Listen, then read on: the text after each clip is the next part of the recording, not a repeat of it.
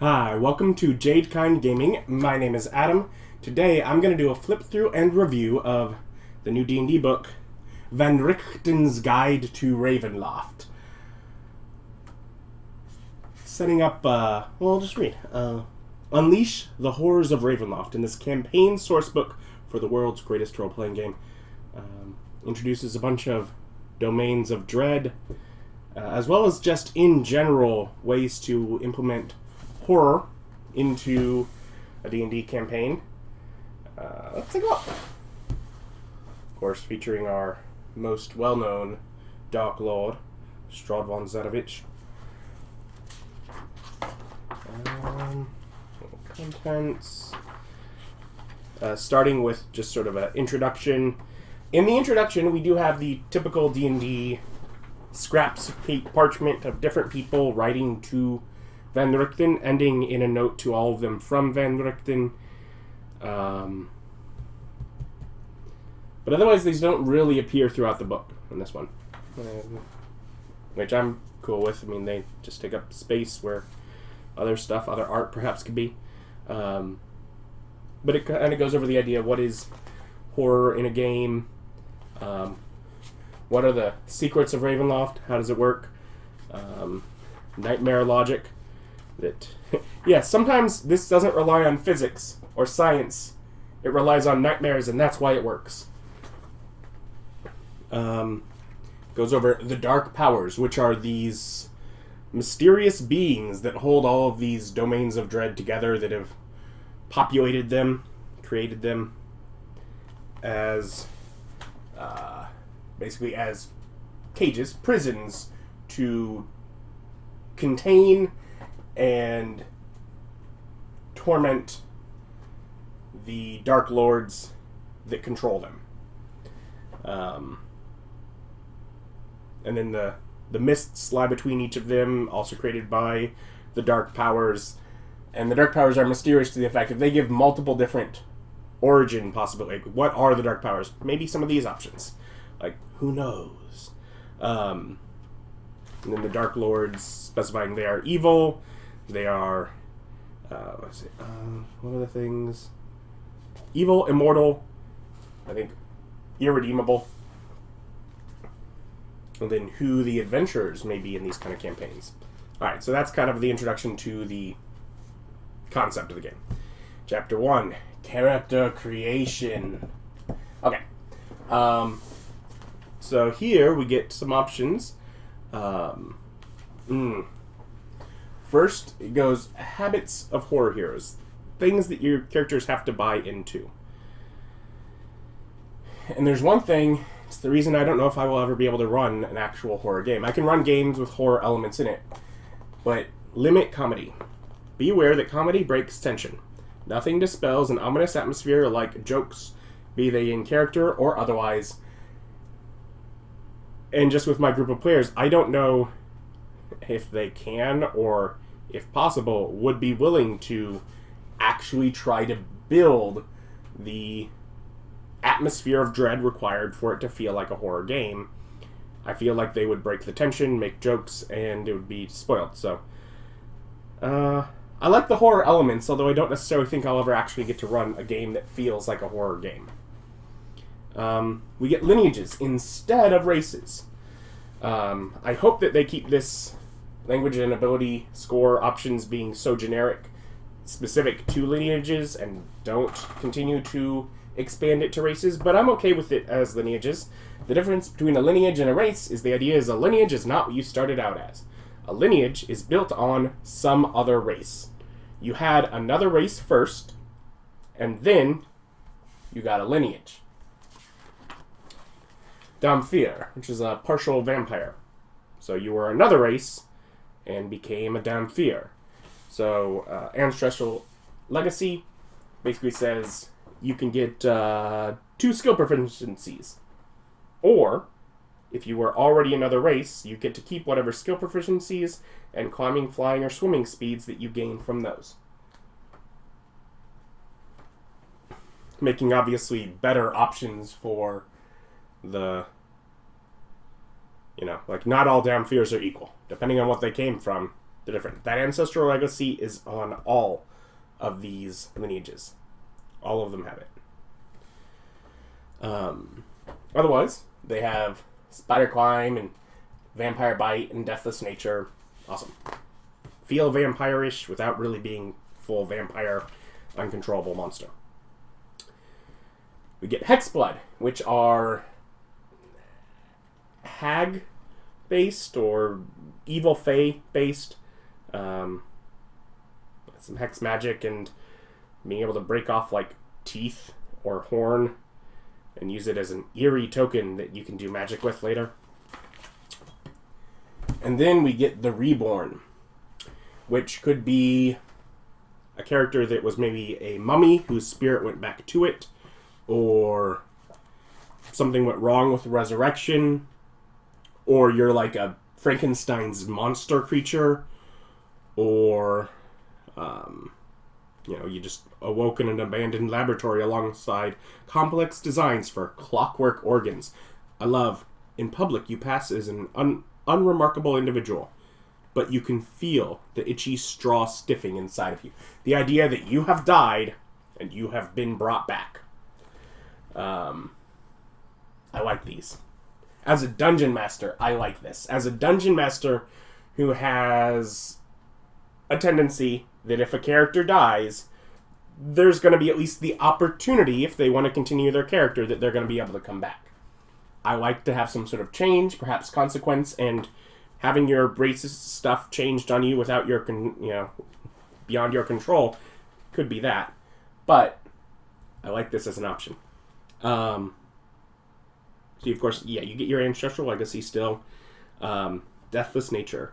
So, advantage against disease, being poisoned, resistance to poison damage, advantage on death saves, don't need to eat, drink, or breathe, you don't need to sleep, magic can't put you to sleep, and you can get a long rest in 4 hours if you spend those inactive, motionless state during which you retain consciousness. You also have knowledge from a past life. So, because you can only partially remember who you were before. I love the Reborn. This, great.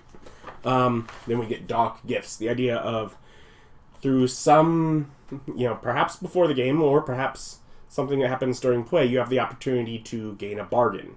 You get something special, but with a cost.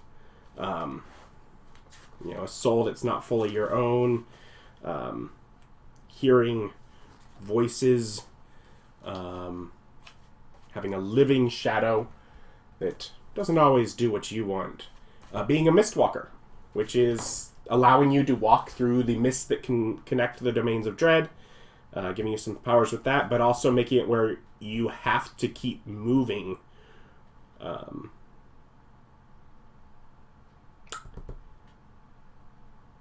You can't stay in one spot for too long.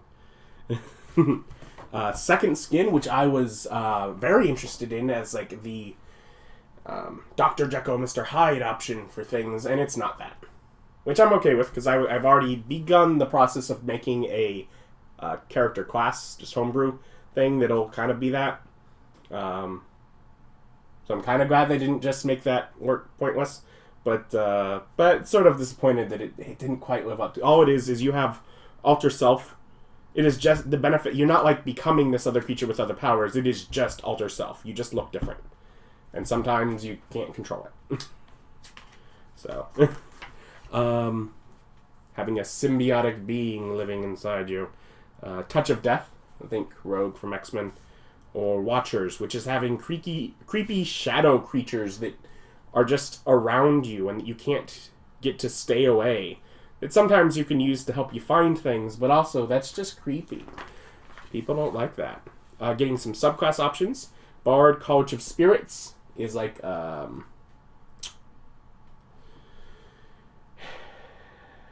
it's the idea of you're telling stories from these spirits, and you get random effects, or at least semi-random, because you roll them and you can choose not to use it and just to roll it again, but each time you do would use up one of your inspiration dice.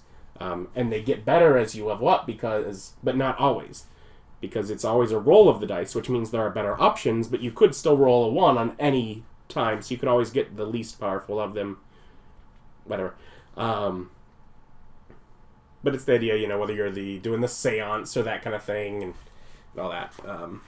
And then Warlock the Undead, which is gaining powers that help you feel more like a corporeal and eventually incorporeal undead. Background features.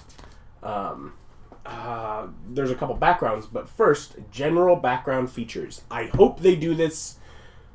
Maybe they had this in some adventure. I don't have all the adventures yet. But this is the first time I've seen it. I hope they do this more. This is the idea of you get that background feature for whatever background you choose. This is just some options to change that with a different feature to help customize the background. I love it. They also have general personality traits, ideals, bonds, and flaws for just horror characters in general. So if you don't like the generic ones for your background, you can roll on this table or choose from this table instead. And then we get Haunted One, which was in Curse of Strahd, but at least a little bit, at least from the document on D&D Beyond, I think is slightly modified from that, although mostly the same. And then Investigator, so if you're... basically think the investigators in the Cthulhu type, you know, horror stories. And then we get Horror Trinkets. Also, were in Curse of Strahd, only now there are twice as many to choose from. When I read through this list, as I've read the entire book other than the adventure in the whatever week and a half since it came out, when I read through this list, there are so many inspirational options. Alright, Chapter 2, Creating Domains of Dread. These are the prisons in which the Dark Lords are in control of, but trapped in. Semi in control of. Powerful within. And so with this, the idea is creating a Dark Lord, going over their past life. What led them to be that? Which, when we get into the sections with the Domains of Dread that they provide, they give that. And I would just like to point out, on most of those, they give the idea as if you're playing in this Domain of Dread in the Mists as it's written. But they also give you information on what led to it. You could also always set a game at that point, before the Dark Lord is a Dark Lord, when they're moving towards evil. See if maybe characters can manipulate situations and prevent that from happening. Change history. All that kind of stuff could be a cool campaign as well. Just a thought that constantly went through my head as I'm reading the book. The idea of what's that with their wicked personality. Here's where it points out: corrupt beyond redemption. How to develop your Dark Lord. And then creating the domain. Endless torment. The cultures, the other people within the domain, all that. Monsters. What are its borders like? Because the Dark Lord can control whether its borders are closed or open. Can anyone come in or out or not? And is there anything special with them?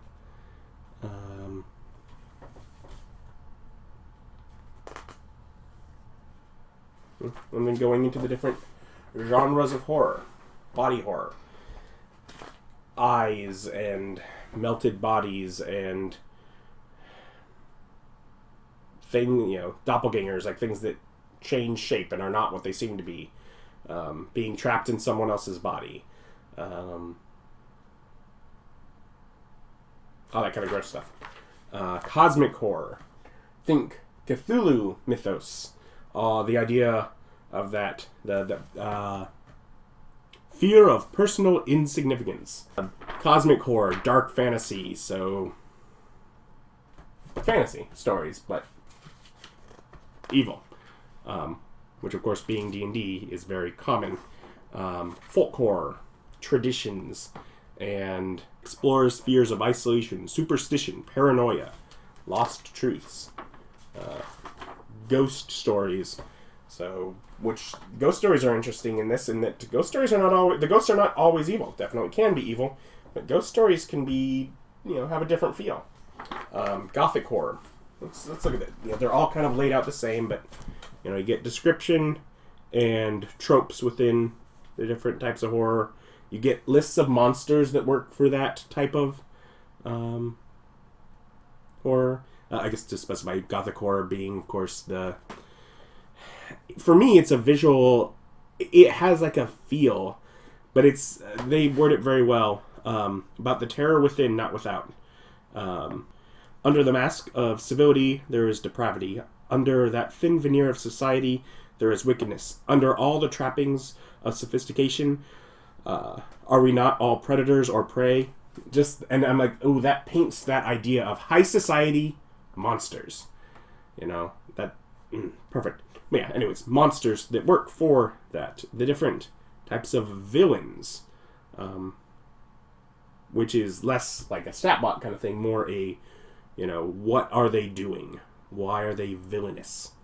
Gothic horror torments.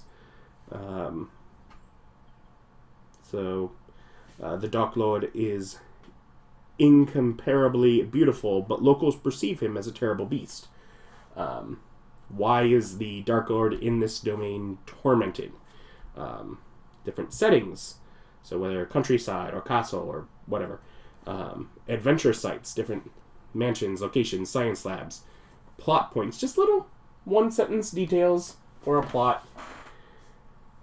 And they give you all that for all these previous types of horror. And then we have other horror genres. Disaster horror, think apocalyptic stories. Occult detective stories, which is more where that feels so mythos-based, but it could also be the same in any of the other types of horrors where you get those kind of... so it's not just cosmic horror, but wherever you get, the investigators trying to figure out. Could be that. Psychological horror.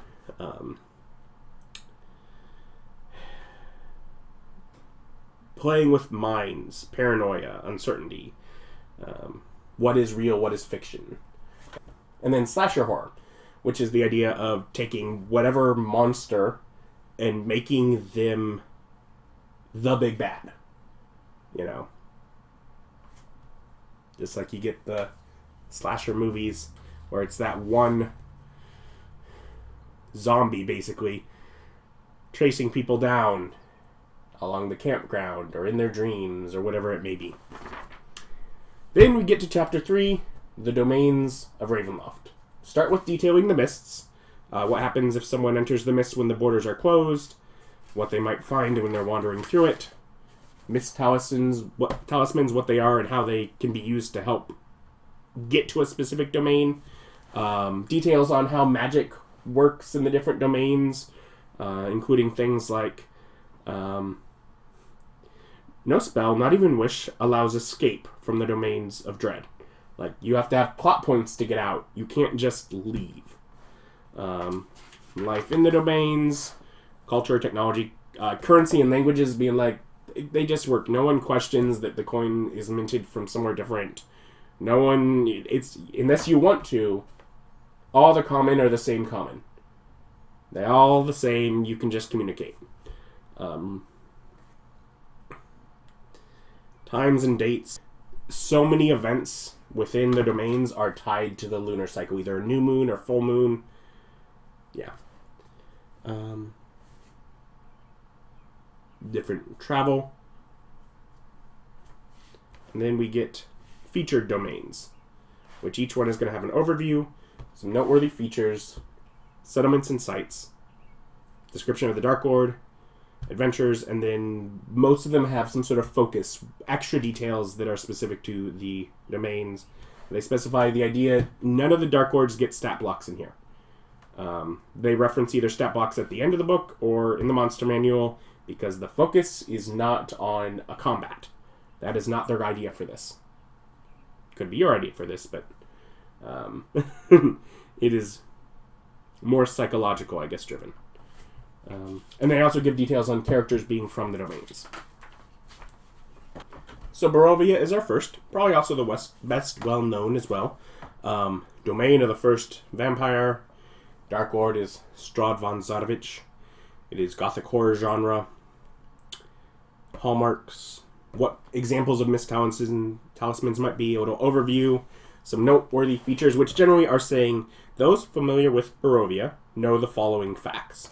This is information that people here know. That people that know about the place know. Little sidebar for characters, which includes a little information about the character, perhaps if people all look of similar types, what they look like, what name inspirations to use, and then some questions to ask a player making characters from there. They get settlements and sites, so Castle Ravenloft, which on the map, as many of them have maps, you get Castle Ravenloft. Krezk, you get Krezk. Vallaki, Village of Barovia, the Amber Temple.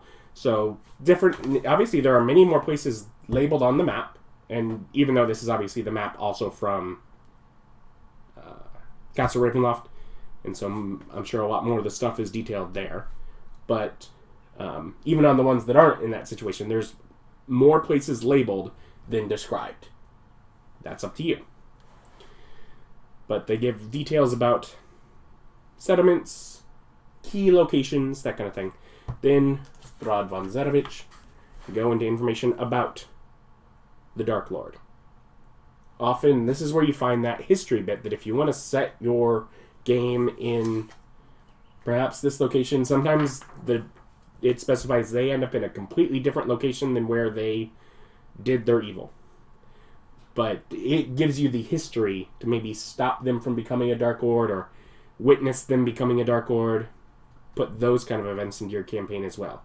I love that. But then again, I ran a campaign that instead of focusing on the Gith or the Dugar as they exist in all of the information about them, I went into the history and I was like, let's run the game where the players help those races escape slavery from the Illithids. So, anyways, then you get whatever.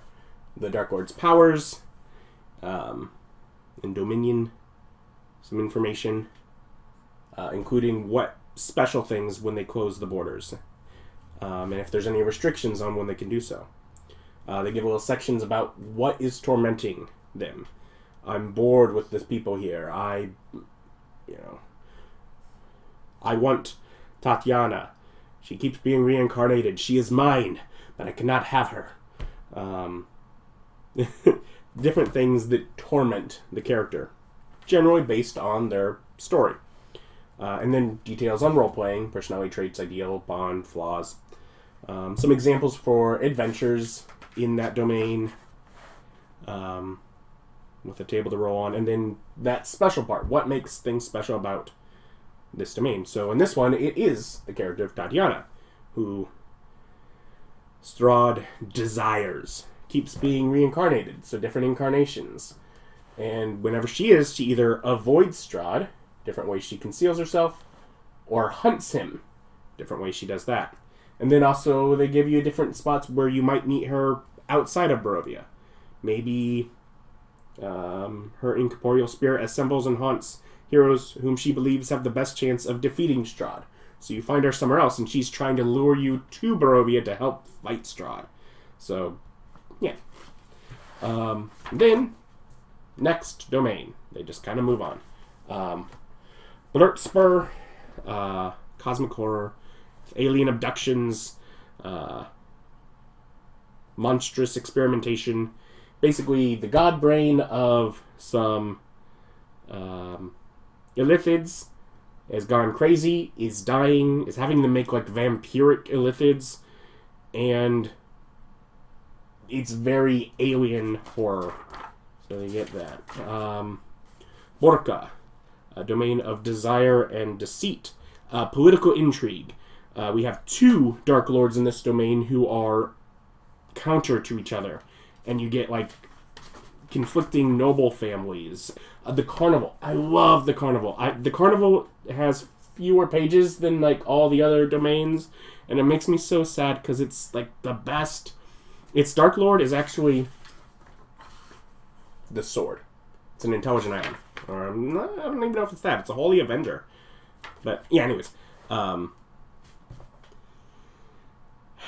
Body horror. Dark fantasy. With hallmarks of entertainment, fey bargains, misfits, wandering exiles. This is a domain that literally moves around to the other domains of dread.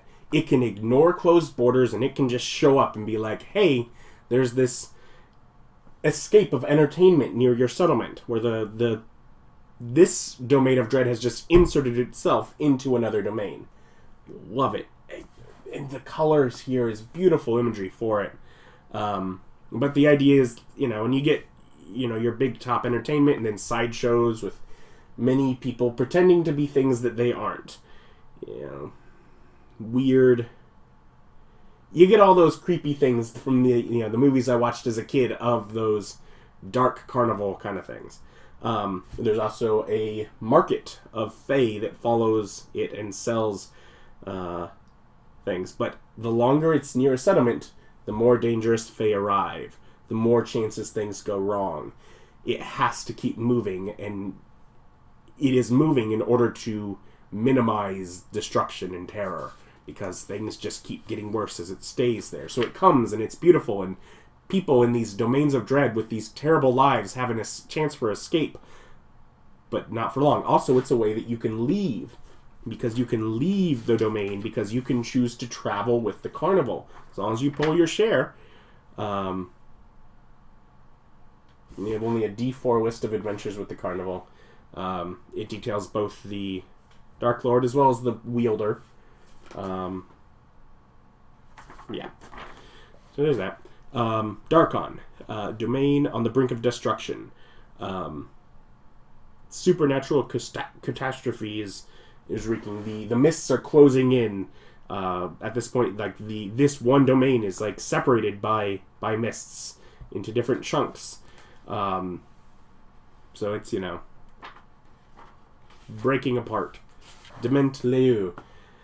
Domain of decadent delusion. The idea, this domain is just a city. And there are fields beyond. You might talk about your country home, but you cannot go there. No, the mists are there.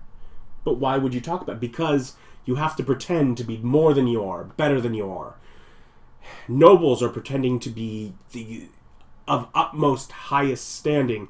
Even common poor folk go weeks without meals in order to host a banquet to seem like they're at least of a lower noble status. You have to pretend to be more than you are. Yet, the threat for being caught is, disintegration. Falkovia, domain besieged by the dead. Domain of, whatever, get zombie apocalypse. Like I think it's new moon, a new wave of undead, of just zombies attack from the mists.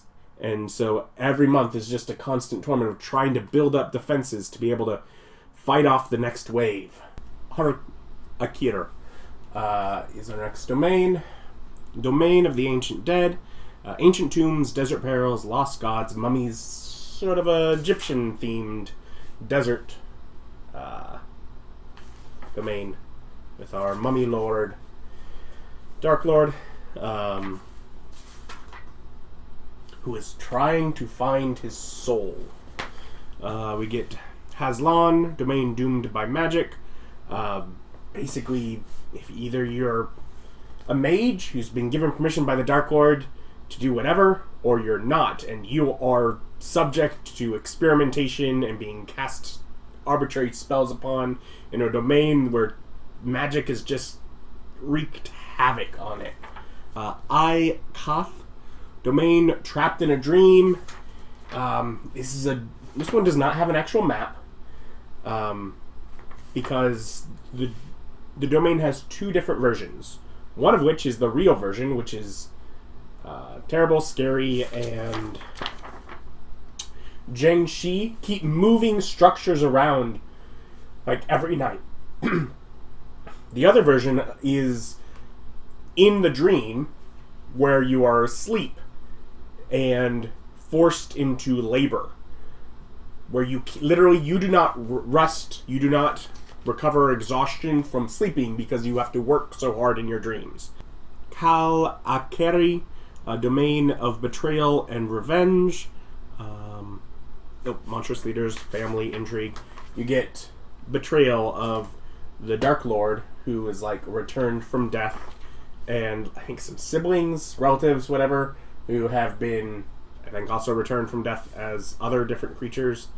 And sort of the two competing factions, and the special section for this domain is renown systems, where you gain renown with one or both of the factions led by either group. Kartakas, a domain of tarnished dreams, hidden identities, dangerous performances, exploitive ambitions, werewolves. Guy, like, raised by wolves, becomes a performer, upset that, any of the prodigies he have always are more successful than him. Is sort of his torment. And so he curses them with lycanthropy. Lamordia, domain of snow and stitched flesh. Amoral science, bizarre constructs, frigid wilderness, and mutagenic radiation. So this is domain with weird science, the sort of Dr. Frankenstein equivalent Dark Lord. Mordant, domain of the haunted. Ghost stories. When you die, you don't go to rest. You stay a restless undead ghost. Richemulat, domain of disease, isolation, and were-rats. Oh, this one hit hard. So this is about plagues. Dark Lord is a were-rat. Lots of forced quarantines. So yeah, that one just feels a little too close to home. Wherever your home might be. Tempest, domain of nature's cruel secrets. Folk horror. So you have this kindly motherly figure who rules over it, who's really a green hag in disguise. And if you visit the place, it seems too happy, too good to be true. Well, that's because it is. Really, they're just trying to make you stay long enough to be the honored guest at the festival, whereupon you become the sacrifice instead of them, because they don't want their family or friends to die. You're a visitor. You can be the sacrifice this time. Welcome. Val Achan, domain of the hunter. Oh, so this is manhunt. Dangerous wilderness in general, but then also there are these hunts where the Dark Lord gathers individuals and says basically, run to one of these 2 points. Whoever I find not there after my waiting period, I'm hunting you, I will kill you. And then other domains of dread. So each of those, full detailed, largely detailed, lots of information. Here's a roll, just a roll chart with all of the ones previous and all the ones here. And these are just lists. Name, like Sire 1313, the Mourning Rail. The Dark Lord is the last passenger. Hallmark, escape from disaster, lightning rail. This is a domain of dread that spawned from Eberron, a lightning rail that didn't make it out of the apocalyptic disaster that destroyed the giant Mourning Lands during, the event in Eberron's history. And the Dark Lord is the last passenger. The person that the train had to wait for because they were of such importance that everyone else was waiting, and that's the reason that the train didn't make it out. Because they were so important, they held everyone else up. So everyone got to die so that they could make it, and of course die as well. But you just get, a paragraph of information on it, and moves on to the next. So we get a big group of those over a few pages. So, just more inspiration to develop further details on your own domains. Then we get Travelers in the Mist, some people that might be seen, and then some groups. Keepers of the Feather are were-ravens that travel between the mists. Vistani are, we'll say, traveling entertainers and merchants, or whatever they may be, with caravans and whatever through the mist. And then some other groups, several of which are tied to the different domains, but that also have people that travel between domains. Then we get Mist Wanderers, individuals, like the Caller, who is tied into the backstory of the carnival, but they can travel through the mists, so you might find them there. Amongst others, Rudolf van Richten, so book writer here, and basically each of them gives information on the character, ideal bond and flaw, so some traits, and some adventures that might take place from it. So you just get some named NPCs within the history, which tie into one or more of the worlds. They don't have stats, but they just tell you what stat block to use for it. Then we get to Chapter 4, Horror Adventures. It begins with lots of things about consent and themes, and the fact that you're trying to scare the characters. That does not mean you have to scare the players. Don't be mean. And it goes into all sorts of things of doing surveys to make sure that things are fine, and having special secret codes with cards that can be raised to if something's going too far. Which, I guess if you're playing with strangers at a game store, great. For me, it seems a little ridiculous. I play with a group of friends I played with for 15 to 20 years. If something goes too far, we just kind of say it. You just communicate. But yeah, if you don't know people well enough that you know that they can just communicate, where some of their lines are, that some of the lines are fine to cross as long as the player gets to try and do something about it. Different things with that, where you just people. But if you don't know the people you're playing with, I guess good things to go over. Details on setting atmosphere, perhaps using props, lighting, music for it, and then ideas for using their Taroka deck or Spirit board, so tarot cards or Ouija board equivalent. And then we get the Horror Toolkit, some specialized rules. So special curses that work different than curses that don't just go away with the remove curse, so persistent, and you have to actually do things to get rid of, including some example ones. Fear and stress. Basically, if you play into the fear and have different things that you are afraid of, when you play into those, you can get inspiration. So, whatever with that. But then stress, basically being an increasing, not quite as detailed as the exhaustion track, but where you increase penalties the more stressed out you are, and then special ways to reduce it. Haunted traps. It works as just a different style of trap. It's not a mechanical, it's not strictly magical, though in general they could be, but it's a haunt. It's another way to include that kind of idea. And then survivors. I love this as an idea.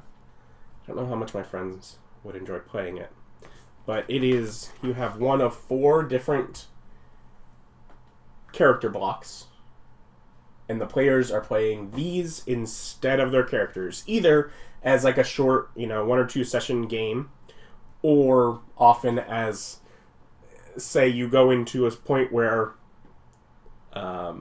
players are figuring out the history of an area, and you're going to a flashback of what happened here, and they each get to play the role of a potential survivor for that, and play through the events that happened that weren't their characters, but that way, instead of just describing what happened, they get to have a role to play in it. And there are some traits that they can get because they can advance over time, depending on how long this event that is being told is. They might get a couple extra traits to get some new powers and get to make some choice in the person they're playing. But yeah, so that is a fun role. A fun way to make it where at a higher level you can still have some of these events, some of this feel, when normally it would just feel like, the players are just oh, well, I just kill it all. I'm no longer afraid. So they're now weaker characters that are afraid. You get the House of Lament, which is a haunted house. It's an adventure. It has seance-related stuff in it.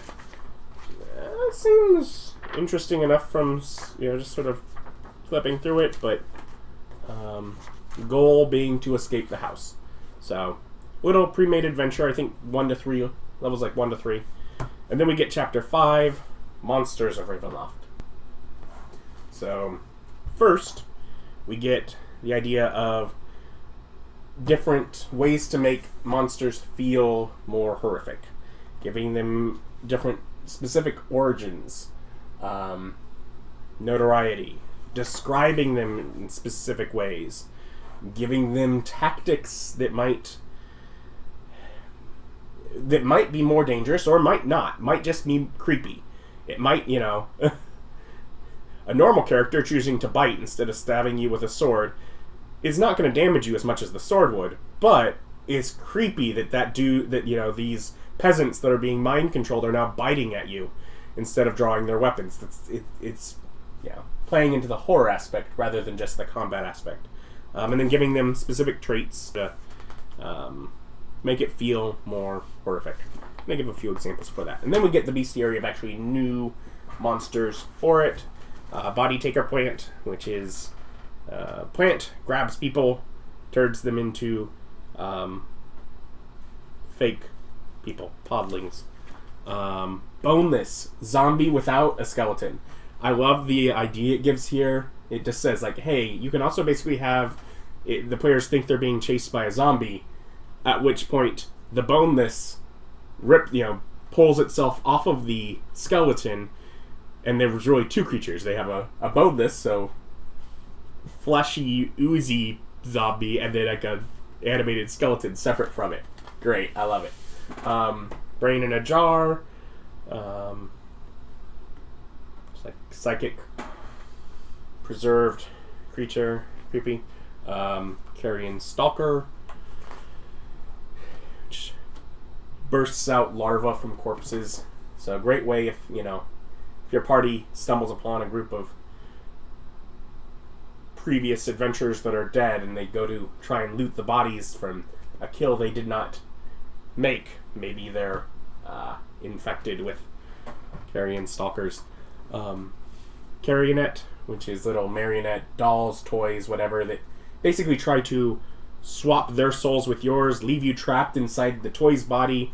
Then they know what's going on, so they're going to lock you away, whereas they can then go about in your body. Death's Head, which are 3 different options: gnashing, aberrant, or petrifying, of just disembodied heads that fly around. Duoholin, which is Headless Horseman. Gallows Speaker, which I think they gave some ideas for, it's combat ready, but you might get to know, it is like a combination where it is misery of multiple people's deaths in one ghost, basically. Gramishka, or Swarm thereof, little rat, cat-like monstrosities that feed on and destroy magic. Genshi, sort of another type of undead energy consuming, feels a little bit vampirish to me. Loop Guru, a advanced werewolf creature with more difficult to get over lycanthropy. This one was gross. Necrocor. Living blood formed from the ichor of evil gods, or the sludge in the crypts of failed liches. Which has blood puppeteering and stuff. It felt like one that can be particularly a lower-ish level big boss. You can do something with that. Nosferatu, so another type of A vampire without the high society, high class options. Priests of Osibus, which are priests that are trying to defy death. At this point, basically cursed by Osibus, who they tried to betray. But when they die, they might not die and instead get a boon of different types of undead. But eventually they'll get one they already have, and instead their immortality will fail them. Relentless Killer. This feels like whether it's slasher or juggernaut, so big beefy monster or a little more stealthy-ish option. Cunning. But they feel slasher horror, where you have that monster that is just pursuing. That's what they feel like those are for. Star Spawn Emissary, which looks like it's lesser and greater as two different options, but it's not. When you defeat lesser, it becomes greater. Lesser can see it's they're think of them as bigger, badder versions of the Gibbering Mouther. Lesser can conceal itself and look like something else, look like a normal person, polymorphs into a smaller medium creature of its choice, or back into its true form, which is just a small version. But when it dies, it then becomes a huge monstrosity that is just this teeth and mouths and tentacles and Storogi, which are upgraded version of Sturges. You get swarms of maggots and scarabs. Both simple but good for that kind of feel. For tombs, with the things like it even has skeleton eyes of corpses, so it just they wash over corpses and do the thing where it just leave bones behind. I'm like, oh, nice. Utmost Inquisitors. You get the Psychic Inquisition. No one expects them. They're hunting out evil, but you might get caught up as being called evil, even if you probably weren't. Unspeakable Horror, which has some different charts to roll on to make a variety of different unspeakable horrors. Vampiric Mind Flayers, which are unnerving and interesting enough, not very intelligent. So weird for Mind Flayers. Were Ravens, different kind of lycanthrope that plays into some of the Ravenloft story. And some new zombies. Swarm of Zombie Limbs. When zombies have been destroyed enough that they're only in bits and pieces, those bits and pieces keep going as just a swarm of limbs and chunks and whatever. Zombie Clot, which is a huge, when they get all merged and pushed together, and you just get this giant monstrosity that is a whole bunch of zombies. And a Zombie Plague Spreader, which is a zombie that has absorbed poison and keeps spreading more poison. We get a copy of the Spirit Board, which they say, hey, you can photocopy this and whatever there was a little the thing that you on it and make props from them. And that is Van Richten's Guide to Ravenloft. It's fun. It has lots of inspiration for horror. And at least with the monsters in the back, even, if I don't necessarily say my players probably don't want to play horror. But for example, the different zombies, including, the ones at the back there, but also the gooey flesh near the start, what is that called? Boneless. I'm like, oh, those could be of great use in, a game that I could run. Of course, you can do a campaign in just any one of the domains of dread. And a lot of them have information that you could probably go 5, maybe 10 levels just in a domain, just working your way through all the different possible prompts that it gives you for many of them.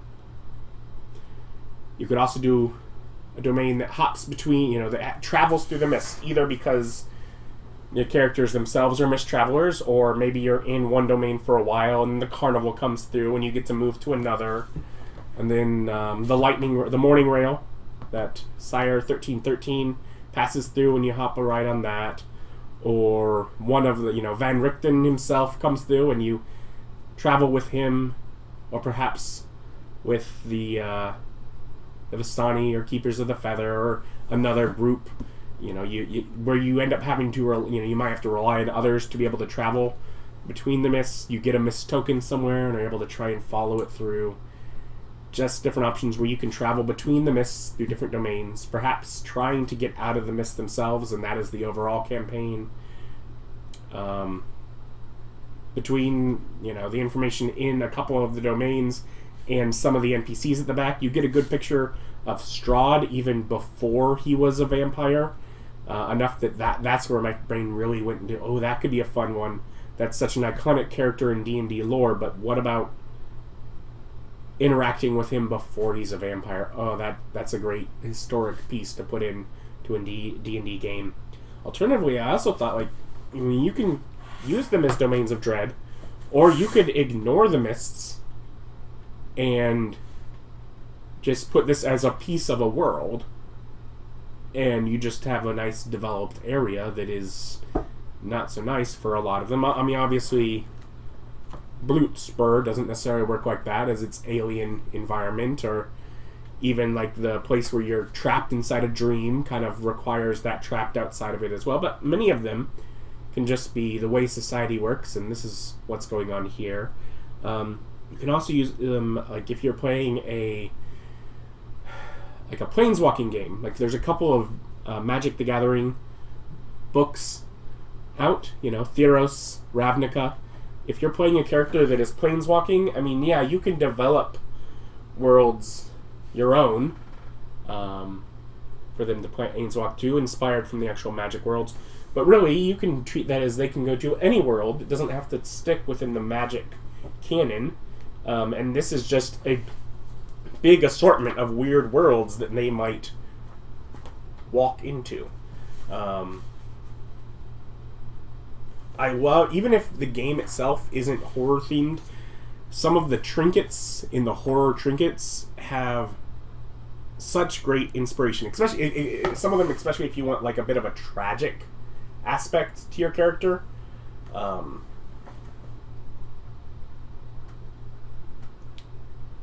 are you holding on to a teacup from a child's tea set that is stained with blood? What created the child's teacup stained with blood, but yet you have such attachment that you just don't let it go? What terrible, tragic event in your past did you have a child that died graphically, and it's a memento from that? And how heartbreaking is that as a character? And just things like that I'm like I said before, I love the Reborn. That can be used in so many different campaigns. Hexsplit, I mean, if a player is interested, I wouldn't be necessarily against it in any world that has Fae. The Damn Fear is obviously very cool. I love this. They have a version of a vampiric bite, which they specify. Yeah, maybe you're draining blood, but it could be psychic energy or dreams or something else. You can make it work a little different. And I love that they have that spider climb where they just get to walk on ceilings like vampire. Cool. And then it gives you just ideas for different horror types, some of which, of course, I know well, and I'm like, oh yeah, of course. Some of which are ones that I haven't necessarily thought about and can inspire something beyond. I will link below where you can pick up Van Richten's guide online. Of course, you can probably pick it up at your friendly local gaming store. Like, comment, subscribe. Let me know some of your favorite parts of the book if you've already picked it up and been reading through it yourself. Thank you for watching.